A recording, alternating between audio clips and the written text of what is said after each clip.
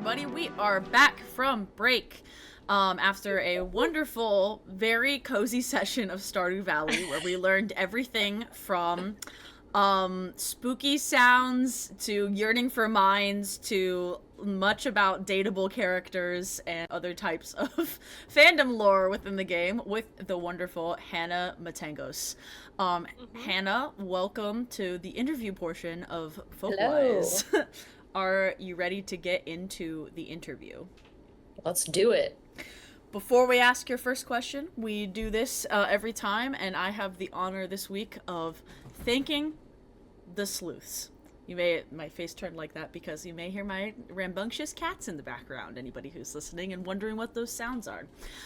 But of course, we must thank the sleuths. So, on this show, you might think, this is something that Daisy or maybe their co-host Dom do, and you might think it's just the two of us, but you would be very wrong. We have a team of people who work behind the scenes to create Folkwise as it is, to help do research for guests, to help us curate the questions, and this week is extra special because one of the sleuths is with us. But yes, we affectionately call them the sleuths, the Folkwise sleuthing team. So Hannah, chat, if you hear a question that you like, or that you think is funny, or something that you had in mind that you would have wanted to ask Hannah, don't thank Daisy and Dom, don't thank us, thank the sleuths. And as you can see, if you are a subscribed member to our channel, just like Merc Moonman has there, we do have a sleuthing emote, so feel free to chant that as well. Very nice. So, thank you, sleuths. And Kaitlyn is going to actually ask the first question this week.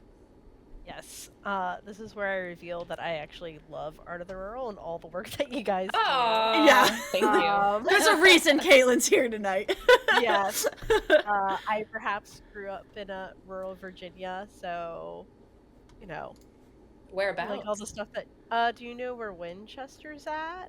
Oh yeah, I just drove through there a couple weekends ago. I live in the Winchester area. I'm in Steven Cool. City, and I'm just, bought a place next town over. So See, I asked the first question. Oh my gosh, yeah, you did. I'm Dang it. Oh, you got us. Valley coded. Yeah, I was just down there with my friends from college in crochet area, but drove right through. Exactly where crochet is at. Yeah, that's where my former roommate is from. But all right, gonna dive in. Our first question is, how is Art of the Rural contributing to reintroducing rurality as dynamic lived experiences? Wow, that is a good question. Yeah, so I think it might help to provide some context on what the organization is, and noting as well, I've only been part of this work for 2 years, so it's really an honor to be joining this team and this whole network of individuals and organizations across the country. So Art of the Rural actually started as a blog in 2010 that you can still find on the internet. It is the ruralsite.blogspot.com. I like to tease my colleague / our executive director, who I also affectionately call the boss, with this blog, because he's like, oh my God, that was so long ago. That's so and in part, if I'm recalling this correctly, he was in grad school at the time and was really interested in kind of starting this space to share diverse and interdisciplinary narratives of rural artists working contemporarily across the United States. And from that, it grew into this whole cross-country network of artists, organizations, and I think more importantly, friends that kind of started putting together programs and media projects spanning geographies and really connecting rural artists with resources to share their work and network and find collaborators, which has been really cool. Now 15 years later, it's still going on. So cool. So especially today, I think one of our the biggest parts of our mission is really narrative change. And part of that is in the work that we're doing, whether that is like our in-person, face-to-face programs, like the Rural Urban Exchange, which is primarily based in Kentucky, Spillway, which is in the upper Mississippi River region, and also all these different media projects that we can talk about that are going on digitally. Across all of these, narrative change and really sharing, again, diverse, complex, nuanced narratives about what it means to live in a rural place, what it looks like to be in a rural place, what all these things mean. And so throughout all of the work that is done, I think that is a big, factor and a really big mission, especially in a time of, intense politicization of urban versus rural areas. And I would say especially since 2016. And I mean, I live in rural Pennsylvania, right in the middle, right between Pittsburgh and Philadelphia. So truly right in the truly middle. right there between the two major cities. Yeah. And I mean, I was really drawn to the work because I really started to fall in love with where I'm from and where I live. I'm from Lancaster County, which is it's known for having Pennsylvania Dutch and Amish culture. It's actually a lot of Amish people as well where I live now. And I just began to fall in love with where I'm from and being really proud of it, and also recognizing, seeing things as red and blue wasn't quite enough. And also, all of us are telling amazing stories. We're making wonderful art. We're sharing the same dining room tables at the same restaurants. And the fact that this has been such a big thrust of Art of the Rural's work since its inception, I was really excited to join that. Did I answer the question? Oh yeah, you definitely. I can go into more detail too. Well, our next question actually might kind of tie into what you were just describing, but get a little bit more specific about some of the work that you've been able to do with Art of the Rural. Yeah. So our next question is, how do creative projects like the Euphoria quilt challenge some of those dominant narratives about regional and rural homogeneity? Yeah. Tell us a little bit about that project. For sure. Yeah. So we've also, in part, this was referencing one of the recent Substack articles that I wrote for the Art of the Rural broadsheet Substack. And in part, we've been trying to kind of reflect kind of the ethos of the blog as it began, but using, this new platform and getting, all these different eyes on it in the way that Substack is really good at doing. Yeah. And so the Euphoria quilt, I've actually been following this project for about 2 years now. I found them on Instagram when I was really digging into my own fiber arts practice. And I was like, what are some cool queer fiber people? And what are they doing? And I came across this project. And so it was really great that I could, reach out to Elliot, one of the founders of the project, and kind of explain, look, the Substack thing, it's a little experimental, but I love your work. I really want to feature it. And they were game. Can you repeat the question, though, so I know where I'm going with this? So the question is, a creative project like the Euphoria quilt, how does something like that project could challenge the rural and regional homogeneity that kind of exists about what it means to be living in a rural place, what it means about collaboration, what kind of cultural politics of emotion are wrapped up in creating something like the Euphoria quilt. Yeah, for sure. I will try not to, considering that this isn't a project that I created, I'm going to do my best to also represent this from what Elliot had told me in our time speaking together.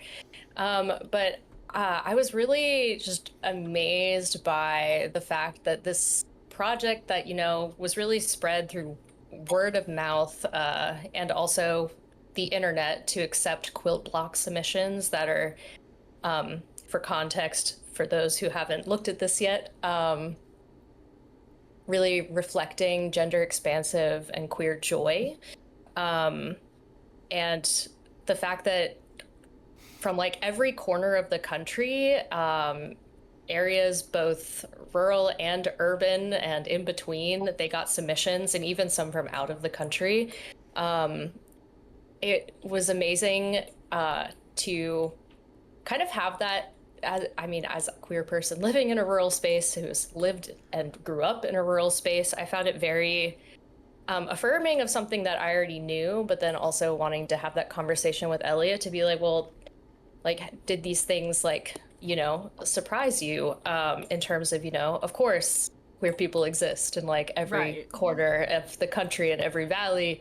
And it was also wonderful to hear how far people really traveled for the quilting bees that Elliot was hosting, to actually hand sew the quilt together into its final form. And they said that, some people traveled hours and hours. Wow. Just to make it to one of these bees, which were held in like more urban areas because there was space and connections that had already been formed. And that they were also just really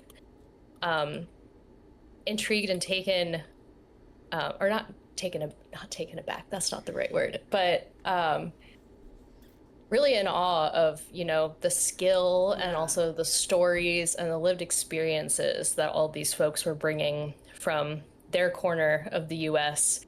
And then so generously and like with such care, representing and then giving to Elliot in the form of the quilt block. And I think it was just really exciting to actually, have this conversation and hear like just how much labor and time everyone involved like really put into just what they brought to the project, no matter how big or small. So yeah, it was really inspiring, and I'm like, we need to uplift this story, and the fact that, we have now this outlet to be able to do so and share this story with a wider audience, I think is really wonderful. Yeah, and I'm hearing like some of the narratives being challenged are about like the isolationist perception of rural life, that there's one farm and a bunch of land around you and you don't know your neighbors or something. The idea that queer bodies are only in cities. That's another narrative it challenges. The ways that people share joy, like I'm hearing like, and if you think we share a craft, we share, and doing that we share stitches, which is like its own language in a way, and it also is like a mark of like because also this project, the quilt, became so large that I learned that the only way for Elliot to actually get it together was to hand sew it. Oh wow.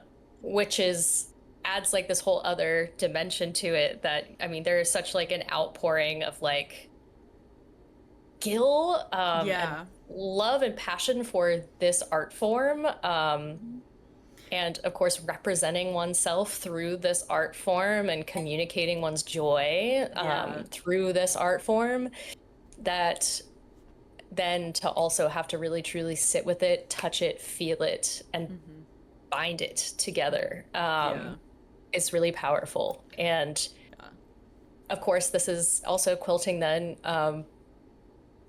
it's a craft that so many different people are sharing and learning together, and actually physically sitting together in a space across geographies and putting together for this project. Yeah, I love the way that it's like both. I think you were in that article able to point out the ways that this example of a project, and there are many examples of different projects on this Art of the Rural Substack that you have written about, but this one in particular, like the way that it disturbs some of those ideas about rurality, but also like can play into them as well, like handcraft being something seen as like, I don't know, things that happen in older spaces, or like these sort of, you start to get into this tradition stereotype mindset. But again, like quilts are not for any one type of place, person, or craft or crafter, you know, like they span all of these things. So I thought that was really cool.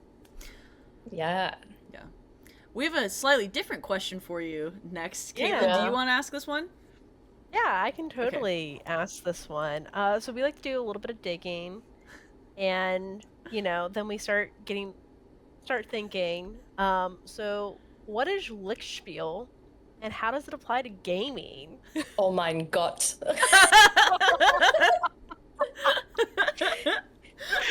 Not the dissertation. No. We're so Oh, sorry. yeah. We're so sorry, but also so I needed fascinated. to So actually, we're embargo it not for sorry. longer. Yeah, no embargo. What? I said you needed to embargo it for longer. Oh no. The sleuths could get their paws on it. No, this is a no, fascinating I think idea. that's- Please share. Yeah. I think this is hilarious to me. How much of this have I suppressed? No.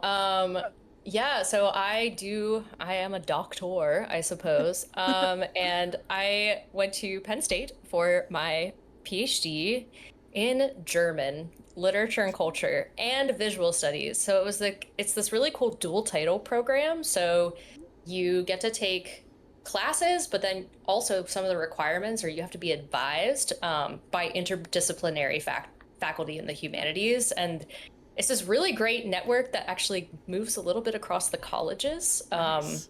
So it was a really unique experience. And with that, I got to work on exhibitions and make a lot of friends that I otherwise just would not have met. And like, it would have been a completely different experience had I gone to grad school without that. So it was great.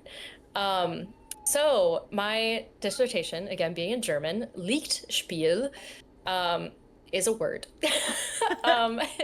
Literally, it means light play. It's an antiquated word for film.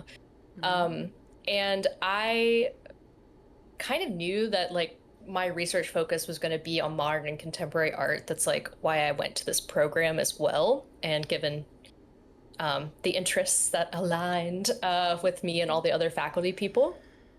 And then interestingly, I will just say like how the game studies element came in, because I did not know that was a thing until my second year of grad school. I was at dinner with my advisor, and for some reason, we started talking about, I know it was my first year, it was like the end of my first year, and they were like, oh, there's this video game course. And I was like, what? And they were like, yeah, they don't have a teacher next year. Like, they need one. And I was like, video game course? I play... Me, please? Excuse me. Yeah. Entschuldigung, I play video games. And then my advisor was like, you play video games? And like, immediately, within a couple days, it was like, you're the teacher. And I was like, oh, heck yes. So then, of course, I was like, well, now I need to like know what I'm talking about here, even though really it's like it's a 100 level class for primarily like STEM students. Eat it up like immediately. Oh yeah. And also I will say I taught it twice. The first time I had 2 of 30 female identifying students, and my second time teaching, I think I had none. Oh my goodness, yeah. All STEM too. So like not the language that I speak, even though like, I mean, I like to tinker and I like coding, but I'm like, I was like, but this is a new experience. We're gonna see how this goes. And it was great each time. But I really familiarized myself with game studies. And then of course I'm like, well, I've read all these things, and I'm really deeply moved and inspired by these things. Anna Anthropy being like a huge influence for me. Her book, Rise of the Video Game Zinesters, has a way longer, amazing title, but that's the main title. It was actually completely integral to the pedagogy of that course, and also how I started to think about games as zines, and very important for conveying ideology, identity, and community. Oh yeah. And so dissertation comes around. I'm absolutely in love with early film, abstract film, and really getting though into like contemporary period. And I came across this word in my research, lichtspiel, light play.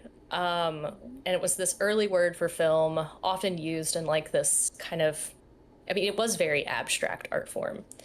And so I kind of decided, you know what, we're going to run with this because this game study stuff has to be in the diss. And I was like, play was so integral to like my thinking about everything, and also how I felt about myself as an academic, which I was like, we have to just run with this. And yeah, so I started kind of trying to weave the thread from early 1900s post World War I art all the way to the contemporary video game based work of Hito Steyerl. So epic. This is so epic. And oh my gosh, I'm gonna kick myself in the butt if I can't remember this artist's collective name.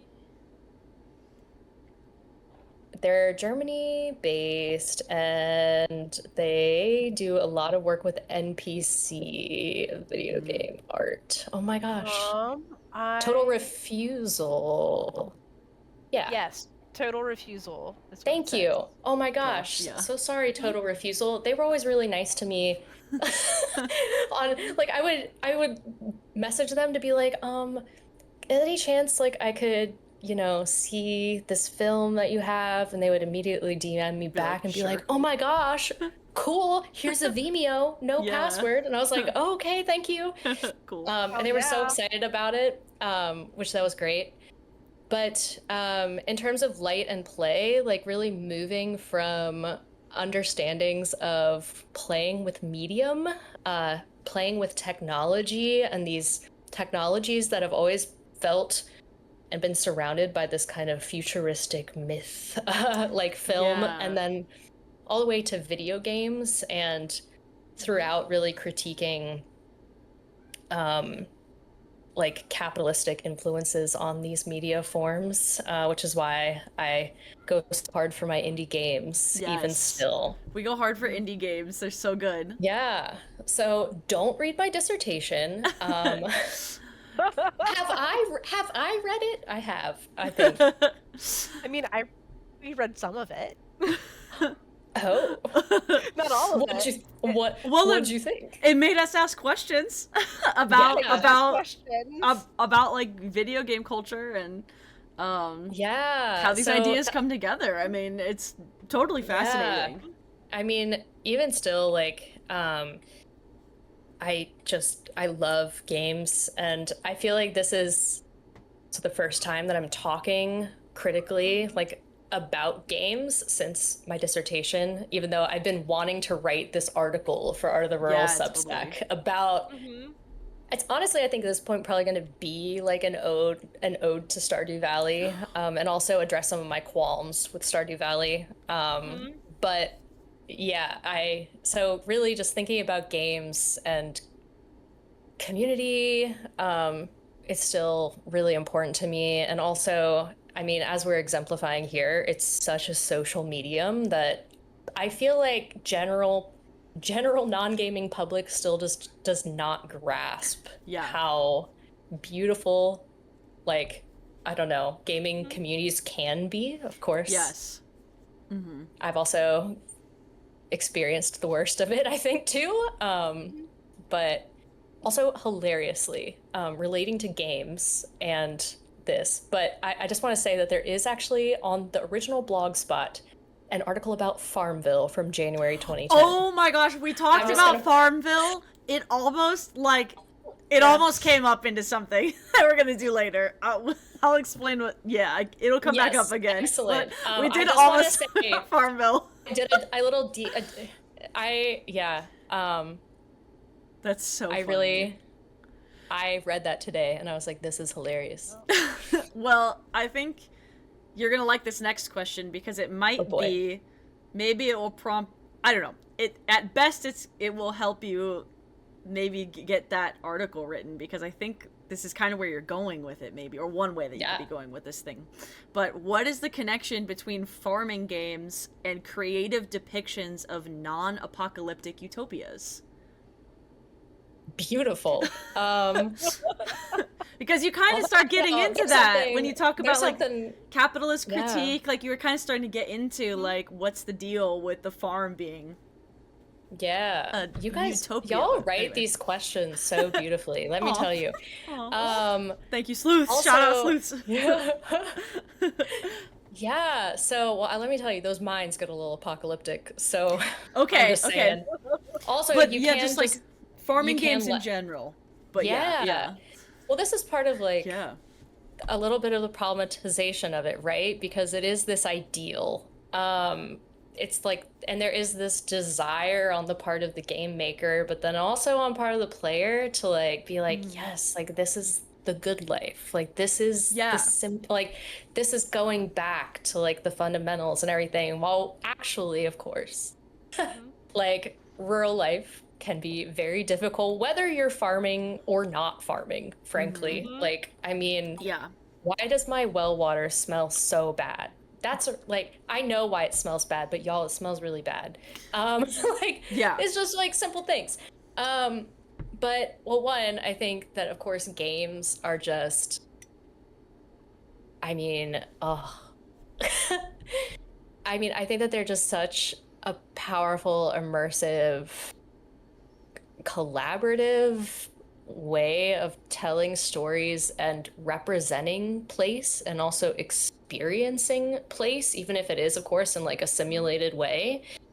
I feel like we talked a little bit about like Harvest Moon, and that's our Story of Seasons. I think it's like a copyright thing. I don't know. I'm not involved. Yeah, that is interesting. So... I have noticed that. It is very interesting. Maybe like switch Yeah. studios or I mean, something. I don't know. I used to know, and now I can't remember. Feel free, someone, to drop that lore in the Why chat. is it now called Story of Seasons? Has something to do with Square Enix. Never been known how to pronounce that either. But of course, so the genre though really started off with Harvest Moon, and that was like in the late 90s.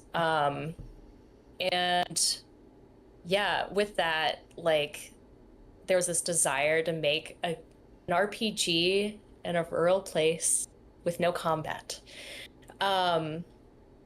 And again, it is like this thing where like you're moving out of, the city to the country. I actually looked this up, that the original, it is actually someone inheriting a farm from their grandfather. So it is like the same, that is what happens at the beginning of Stardew as well.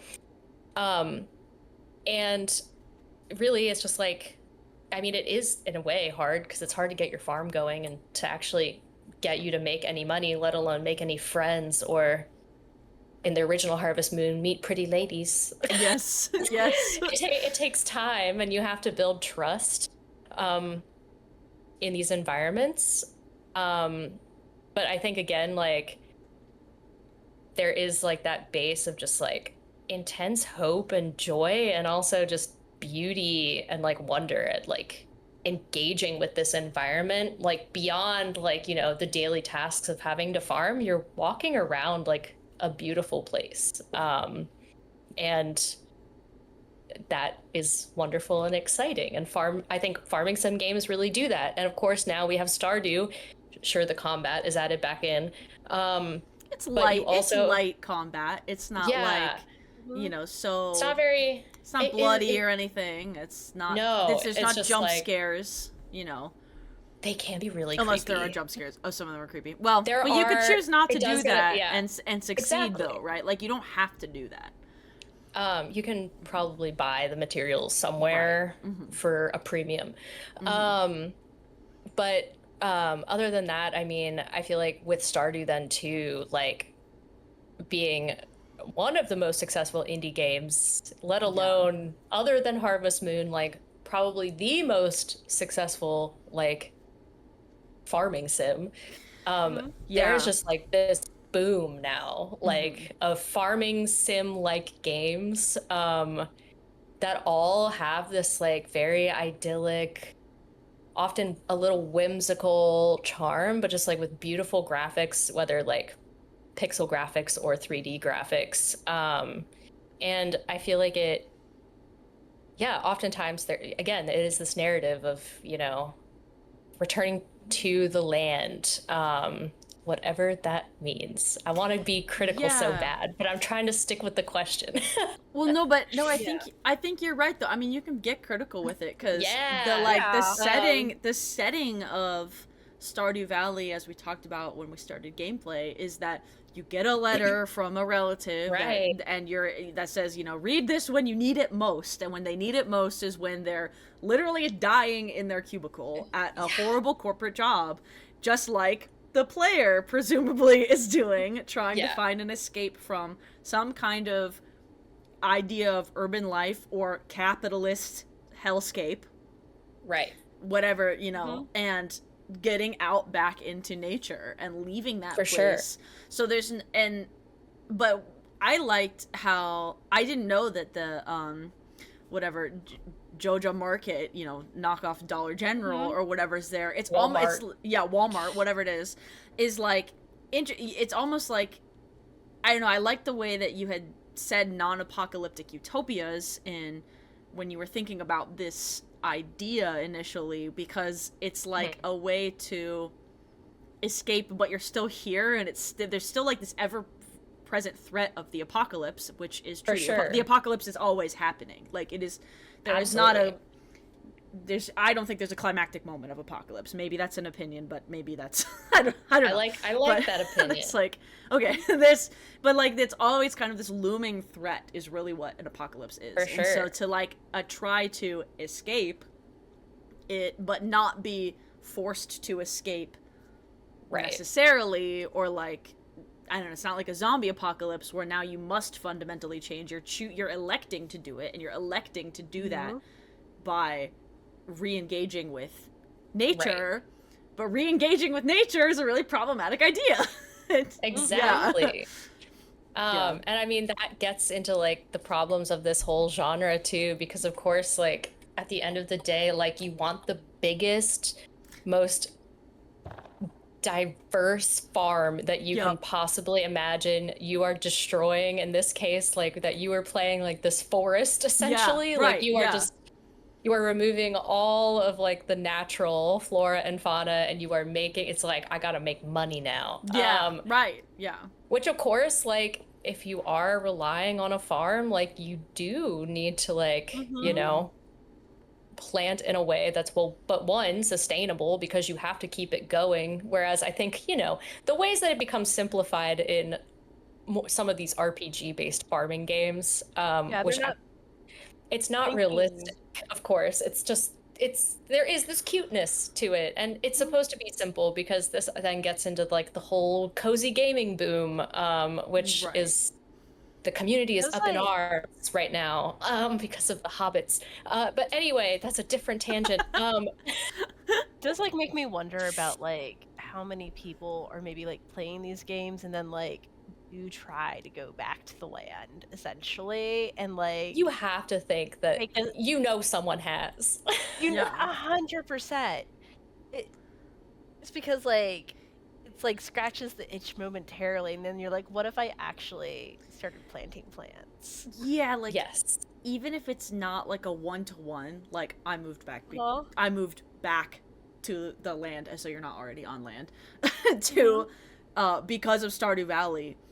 It could be the utopic vision is an enticing vision.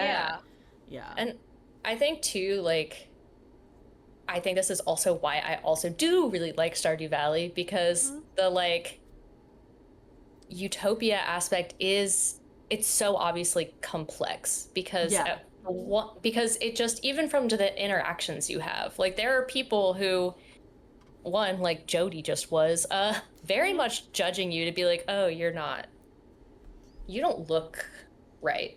Like, you're glad you're here, but you're not. And then, of course, then there's just other people, like it takes time for people to warm up, which I think is true of really any community, which is why urban and rural, you know, part of like what, interesting that like the main character still has a generational connection because the grandfather. Yeah.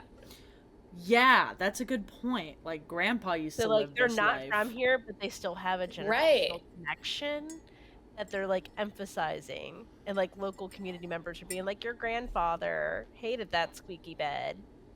Right. And which is such an intimate detail, you know? Yes. And it makes me think, well, this might be a question. Maybe it's too obvious. It's either a really obvious answer or it's too big of a question to get into on this stream, but I guess I'm wondering, there's the concept of rurality could not exist without colonialism, right? Like this is just baked into it, I guess. I don't know. So no, because no matter what, even if your relative lived in this place and you go to it, there's still this implication. Took the land from someone. Yeah, like who was there before, right? Like there's always this, missing conversation happening about rural life and urban life being two sides of the same colonial coin, I guess. Right. And that's so For sure. that never gets addressed in these games, except for cool Well, that's the people, thing. except for cool people on Reddit who write the fan fiction about what Animal Crossing New Horizons Islands would be like if people got rid of Tom Nook, like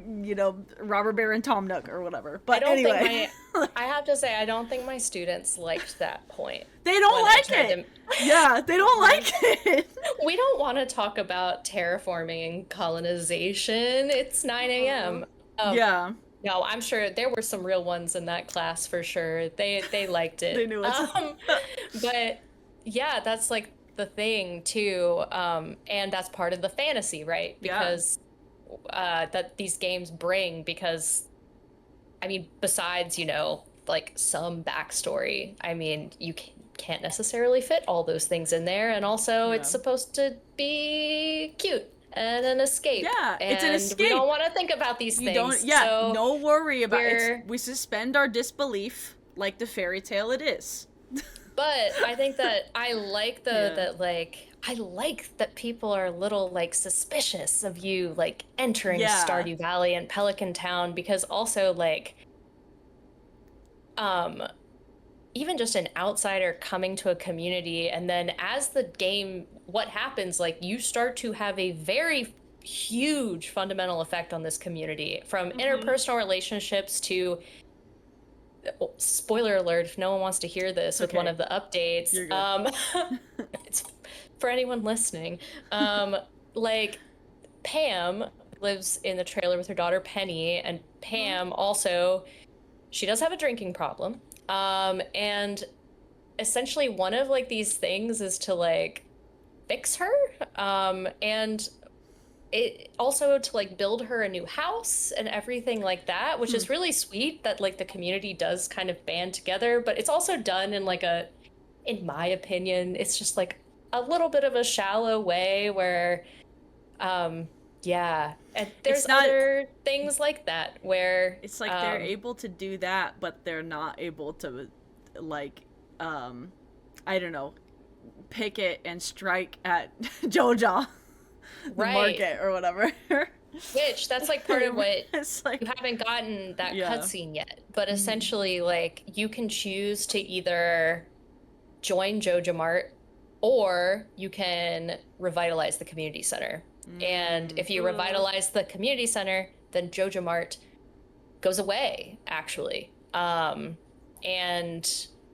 Joja Mart then becomes this abandoned thing that you can then renovate into a new community space, which is actually the movie theater that they added, which you actually get to go to the movies with. You can ask an NPC to like the movies, whether they're romanceable or I think anybody can go with you to the movies, which is pretty fun. That's pretty cool.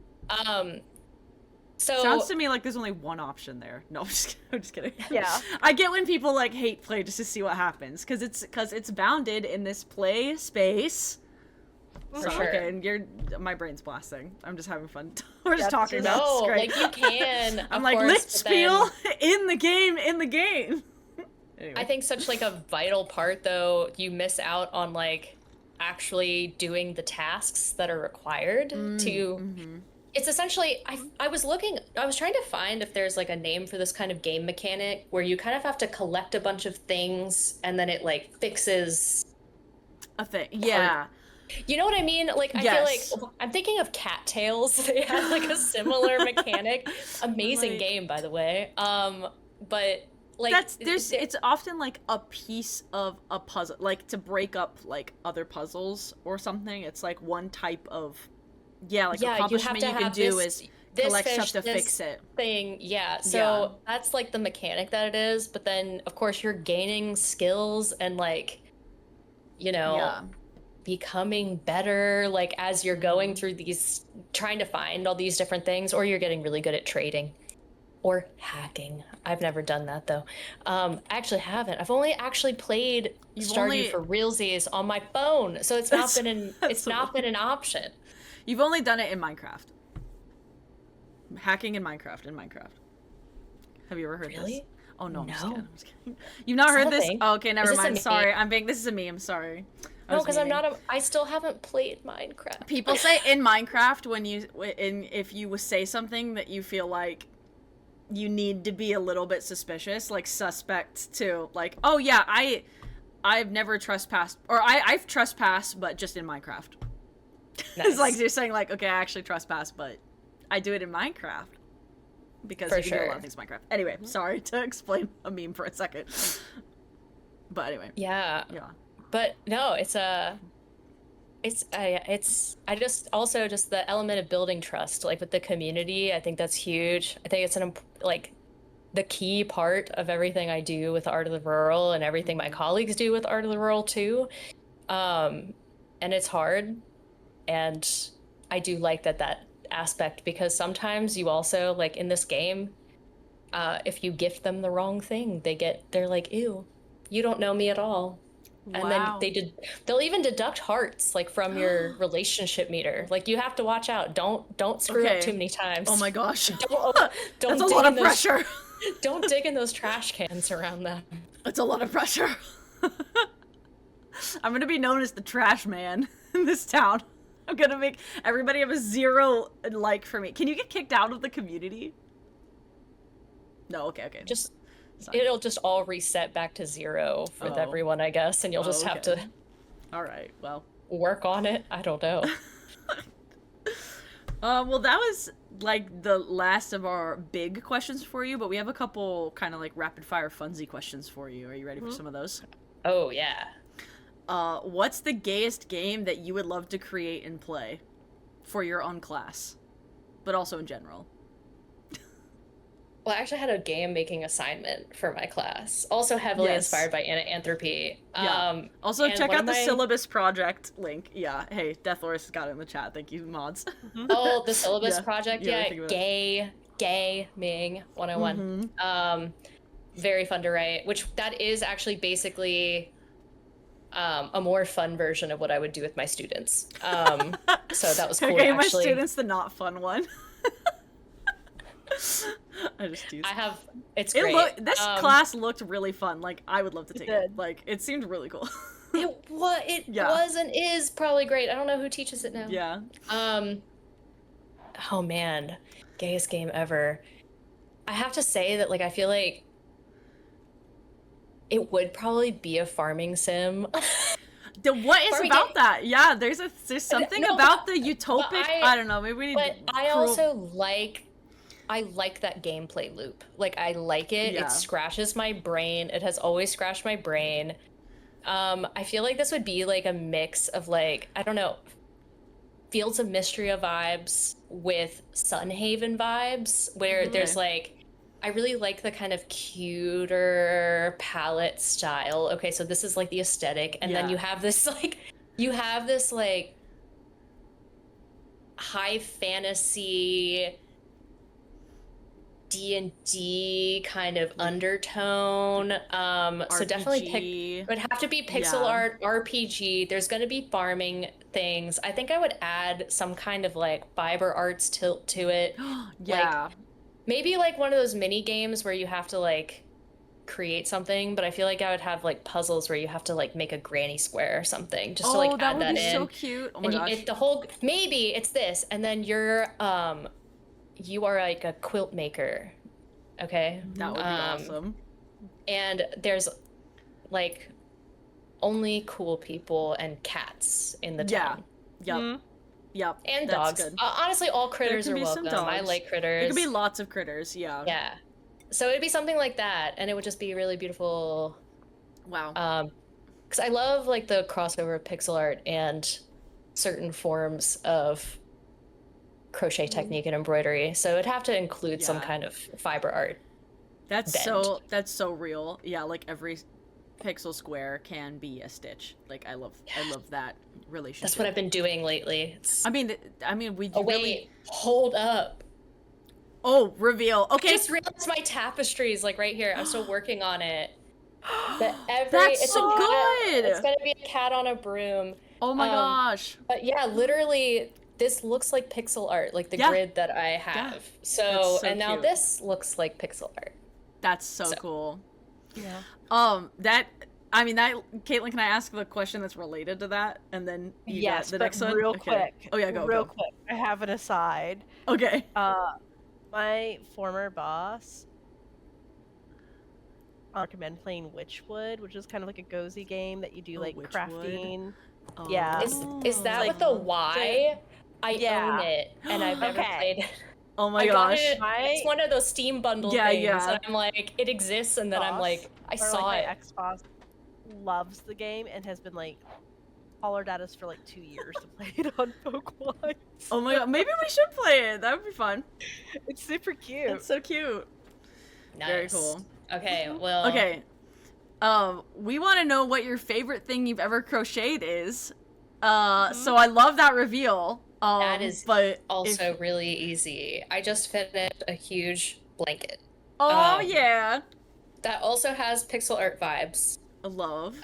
Using a style of crochet called mosaic crochet, which is kind of witchcraft, honestly. Sounds up my alley. That's It's cool. all stripes on the back, and then you have an image on the front. And I'm gonna try to share Wow. this, because I don't have my background blurred, I don't think, so it should be fine. Oh yeah. Oh, So oh my the- gosh, that's so cute. This is the mosaic bookcase blanket, and I included me and my partner's names and our 3 cats. Oh my and then, gosh. Yeah, some trinkets, and of course, lots of books. That's so precious. Yeah, this would Oh my like gosh. fit maybe like a twin bed. Like I can't. yeah. I tried to hang it up outside to like get a photo, and it just kept falling down. So Fair. the best I have is that photo right now. It's very But- good. That's so cute. Yeah. I was so into it that it took me Yeah. only a month. It took I me love 1 the month. monochrome. Mhm. I like. It took you 1 Yeah. month. Oh my gosh. That's okay, but that's relatable. Sometimes you just get into I a can't. craft and you're like, I gotta I'm- finish this. I am pretty. Other people tell me I'm fast, and then also I can't stop. And I also watched 11 seasons of Vanderpump Rules, making that blanket. Why are you literally? Okay, you're our best friend now. Okay, that's like Kaitlyn's thing. My name's Caitlin, and I am very deep into all things Bravo. And Caitlyn knows Vanderpump everything Rules. about Bravo. We'll perhaps talk done- later. No. Yeah, I've perhaps done a Oh my god. Bravo stream here on Folkwise. Yeah, well, yeah. Twice. It was very good. It was I very good. approve. Oh my gosh. Wow. This is so epic. Amazing. Yeah. Okay, we got Lisa Vanderpump Tapestry will be one of my future projects, actually. that would be iconic, honestly. Yeah. Lisa Excited. Vanderpump Tapestry. It's gonna be huge. Amazing. It's gonna be actually huge. It's gonna be like the size of a wall. I'm saving Wow. money right She now. needs the space. She needs the space. Yeah. Okay, hit me with Amazing. another Okay. one. All right, Caitlyn, Okay. you got this one. Yes. So Dom, other host of the show who's not here, he needs to know what's the weirdest pizza you've had in PA. Does he know about Altoona pizza? Oh, I yes, think he we know about does. Altoona Pizza. I haven't had it because I would never have it. Honestly, like, I find it pretty hard to have a bad pizza. There is a place near me right now that I'm kind of suspicious of. It's like on an Amish farm, and suddenly they put out a sign that they have pizza. I'm not saying that it's weird. I'm just interested. I feel Yes. like the situation, the context is strange to me, but honestly, I've lucked out. I've lucked out with good pizza. But Altoona Red pizza, cheese tomato. I'm really sorry to anyone that Googles that. I actually showed, which that's actually in my county. Actually, I think Altoona is a different county, but essentially that is my area Something of like- Pennsylvania. Oh my gosh. Yeah, it's a That's thing. very good. Yeah. It is very interesting looking. Very silly. All right, we got one Right. more for you. Yes. So we happened to notice that you went to George Mason University. Coincidentally, I also went there. And perhaps I also still work there at Fenwick Library. With or without asbestos, did they fix that? Asbestos still there. A-Wing still exists. Oh yeah. It is like Yeah. 60% abated, I think. I'm 60% sweating. all- It's been so many. It's been over a decade. Oh my god. I'm gonna There's so much cry. asbestos at Mason, it's like not even funny. Oh god. Kaitlyn, are you good over there? Yeah. Should I be worried? I'm fine. Should I be worried Well, it's about okay. your asbestos building? Listen, when I first started working at Fenwick Library as a student worker, way back in 2011, earthquake had happened, wall cracked. Oh no. It was the first couple of weeks I'd been working there, and they gave me a mask and a hard hat, and they sent me over to the periodical section, and they're like, no pool, Oh my god. pool things for scanning, Wow. first some gloves. Lord. So if I have mesothelioma, I'm sure others will too, and I can join a class action lawsuit. That's what the TV tells me. So anyway. But Pilot House or Ike's? Violet House. Thank you. I This don't was know a what hot this is. topic. I don't know what this This was is. This was a hot topic actually at It was very the dividing. Bachelorette I just went to. Oh my gosh. We all talked about Pilot House, and we had to fill in the non-Mason people about Pilot House. This was a late night establishment. Only open like maybe 8 p.m. to 4 a.m. You would reconvene with your friends after a night out. So if you all went to different parties, you would debrief. I actually was in a sorority, so Amazing. I can't was you not tell? I was not in a sorority, but I was perhaps a frat mom for like. Which is Cool. like very frat close was- to that, but not really. It's it was- different. Not It's really. different. I just made sure friends didn't die. Yeah. That's fair. You know. But they were bad at being a frat, so. Yeah, and Pilot House had deep fried mac and cheese bites. And also actual Sounds pie pretty good. for a minute. They stopped Oh. carrying pie, but it was individual slices of pie of all flavors, and I ate a lot of pie. That sounds really nice. Mozzarella moons and like Get that? Yes. tidal wave breakfast at like 3 a.m. was like guaranteed no hangover in the morning. Nice. Yeah, Wow. great. That was Yeah. the best question tonight. Aw. That was a good one. Thank you, Sleuths, for knowing. I was like, I saw your time frame, and I was like, that's she's really there weird, for actually. Then pilot you I were like, would- wait a minute. Yeah. We had like Kaitlyn is a 1 year super sleuth. overlap. Yeah, you were like, wait a minute. I Well, graduated in 2013. Okay, that's yeah. So we did not overlap because I started in All 2013. semester of Oh, okay, 2013. so I that makes- graduated a semester early and started Whoa. my grad school program. Gotcha. So we did so overlap. maybe, Yeah. Cool. That's cool. Mhm. Well, that concludes our formal questions, but we have one more thing we would love to do with you tonight. Oh boy, yes, I am Yeah. very intrigued by this. I'm going to cue this up, but Kaitlyn, do you want to prep Hannah on this? Yeah. All right, Yeah. Do give me just a moment. you know what a tier list is? I do. Excellent. That is Chronically online, Good. beautiful. except for Minecraft. Except for Yes. Minecraft. That's okay. I mean, you know. So for those that don't know what a tier list is, you know, gamers were using it to rank fighting. Oh no. And you know, and now it's expanded due to dynamism of internet folklore. Now people use it to rank everyday life things. Yes. And Kaitlyn helped craft this wonderful tier list for you all. Chat should be able to see now. It's past your bedtime. Just kidding.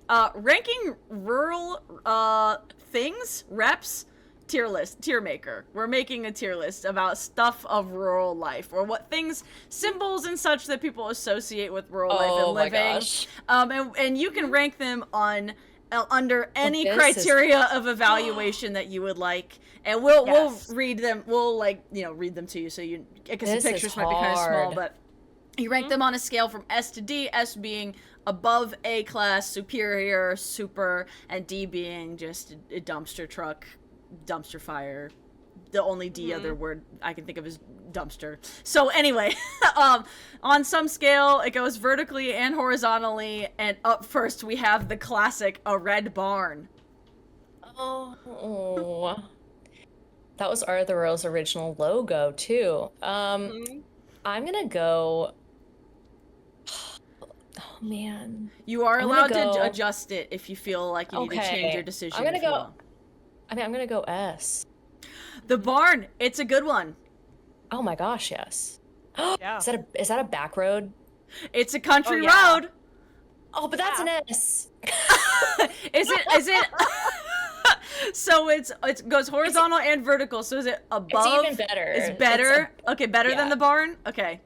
I live for a good road. Same. Or a bad, like a bad good road, or a good bad road. Go ahead. Oh, I was like, that's what we did in high school, was just like drive around the back roads. Oh yeah. Smoke a lot of cigarettes. Up next we have a cow. I'm gonna go A, just because I feel like there's not enough of them sometimes, depending on where you live. Fair. So. Up next we have not the field, but the fence. A good old fence. C. I don't believe in those. Okay, great. I love that. Very good. I don't believe in fences. Up next is the woods. Just the woods. Just the woods. The woods. Okay, that is S, but after the roads. Okay. I would say. Nice. So I feel like the roads sometimes enable you to see woods. True. But I mean. But also woods are divine. Yes, absolutely. How about a nice round hay bale? B. I get the charm, but solid. I'm like, okay. Okay. I always want to like run into one with my like body at full speed and just see like how hard it hurts. I feel like it hurt pretty bad. I feel it seems like it would be confirm. Cartoons have deceived me. I want to like run on one like a log in water or something, but it just isn't. It's just not there. They can move if you launch your body hard enough at them, trying to scramble to the top. I bet that's kind of fun. That does sound like it might feel fun and frightening, and it hurts. Up next we have irrigation. Look at the irrigation field, but irrigation specifically. I'm gonna go also B and before the thing, because like I'm just really impressed. Like, who figured that out? Who figured that out? It's been around for so many thousands of years. Literally millennia. Yeah, irrigation is like, what a miracle. Yeah. Like, just yeah. And no farms, no foods. Yeah, absolutely. How about an orchard? This one happens to be an apple orchard, but just an orchard in general. I was being biased on the fruit. That's Kaitlyn's bias on the apples. I was about to say, I love visiting orchards down in Virginia, so don't really have them here though. So no offense. I'm just gonna be we do have some orchards. But it's okay, you can place it in D if you want to. No, I'd say C. Above or below fence? Oh, above fence. Also, put fence in D. I've changed my mind. All right, goodbye, fence. You've downgraded to D. Up next is a rural grocery store market. Rural grocery market. A. A, okay, above or below cow? After cow, because cow is cute. Cow is very cute. We love cow. We love a country store. We love country store. Grain silos. C and above orchard. Oh, Honestly, wow. I don't They're really, iconic. I don't know. They're an iconic symbol, Yeah, and an they orchard can be everywhere. I just don't have a strong opinion. Okay, fair enough. Next. A tin roof.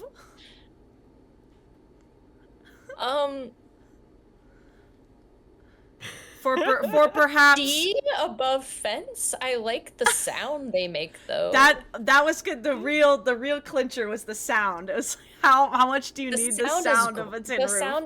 The sound is beautiful. But I'm good. Yeah. Okay. Fair. I think that's just like the sound of rain though is just great. So also true. Also true. And we have a tractor. And then Tractor Supply. Great. And then Tractor Supply. Honestly, I really love being able to blame a tractor that I'm late somewhere because it will get me out of any kind of lateness. So let's put that after. Actually, let's put it before hay bale. So better than hay bale. Yeah. All right. Yeah. And then of course Tractor Supply Co. specifically. Well, I do buy cat litter from Tractor Supply Co. However, I feel like if I've been talking bad about Jojo Mart, I gotta, it's maintain not Dollar General. It's still going above fences. Okay, yeah, fair. Yeah. Above a tin roof. That's it. Oh, wow. I love this. You've created an E for excellence. E for excellent. Wonderful tier list. I guess on a scale from the wide open road to an enclosed I don't know how should I say this, like on a scale of the wide open road to the enclosure of the commons. This is the tier list. I love it.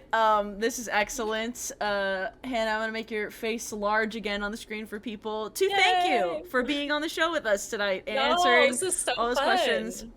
This is absolutely a joy.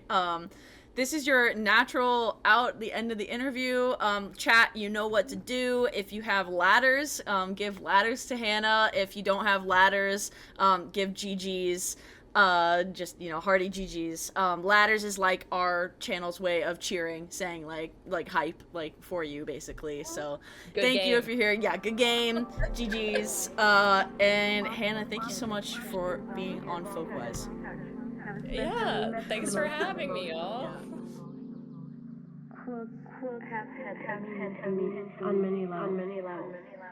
Making quotes helped me to get a sense of my own space, sense of finding my way, sense of really working my way out of the labyrinth.